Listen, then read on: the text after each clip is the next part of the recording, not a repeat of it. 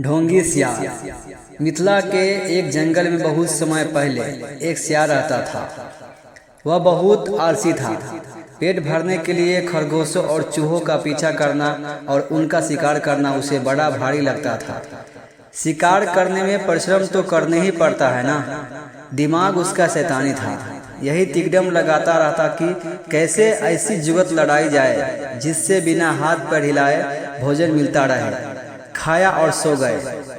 एक दिन उसी सोच में डूबा वह सियार एक झाड़ी में दुबका बैठा था। बाहर चूहों की टोली उछल कूद और भाग दौड़ करने में लगी थी। उनमें एक मोटा सा चूहा था जिससे दूसरे चूहे सरदार कहकर बुला रहे थे और उसका आदेश मान रहे थे। सियार उन्हें देखता रहा। उसके मुंह से लार टपकती रही। फिर उसके दिमाग में एक तरकीब आई। जब चूहे वहां से गए तो उसने दबे पांव उनका पीछा किया। कुछ ही दूर उन चूहों की बिल थे। सियार वापस लौटा। दूसरे दिन प्रातः ही वह उन चूहों के बिल के पास जाकर एक टांग पर खड़ा हो गया।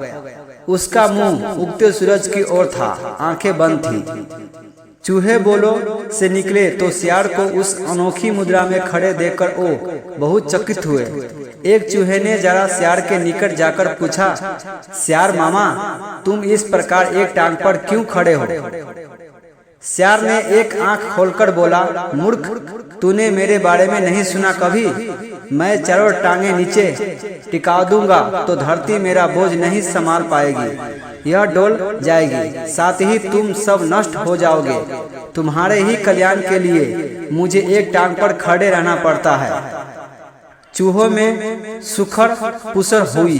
वो सियार के निकट आकर खड़े हो गए। चूहों को सरदार ने कहा, हे महान सियार, हमें अपने बारे में कुछ बताइए। सियार ने ढोंग रचा, मैंने सैकड़ों वर्ष हिमालय पर्वत पर एक टांग पर खड़े होकर तपस्या की। मेरी तपस्या समाप्त होने पर एक टांग पर खड़े होकर तपस्या की।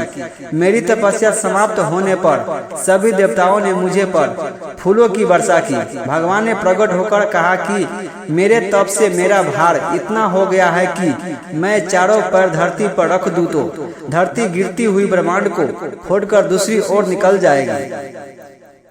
धरती मेरी कृपा पर ही टिकी रहेगी। तब से मैं एक टांग पर ही खड़ा हूँ। मैं नहीं चाहता कि मेरे कारण दूसरे जीवों को कष्ट हो।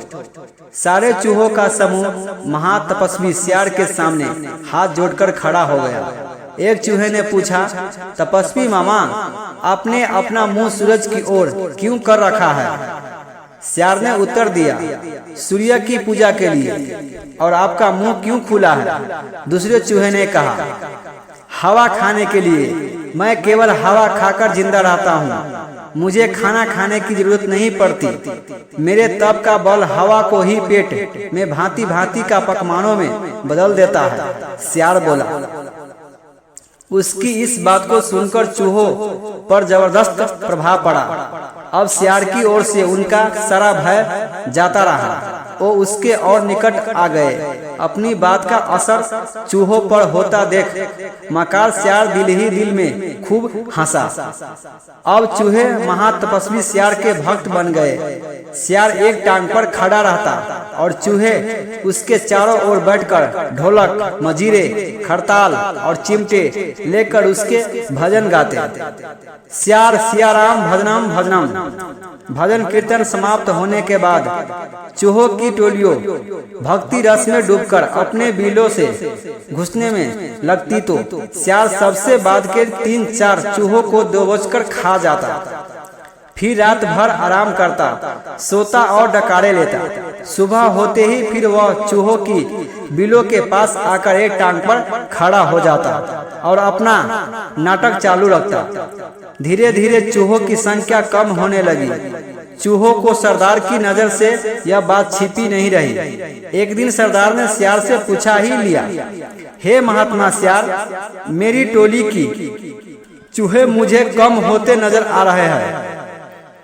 ऐसा क्यों हो रहा है? सियार ने आशीर्वाद की मुद्रा में हाथ उठाया, हे चतुर्मुख, यह तो होना ही था।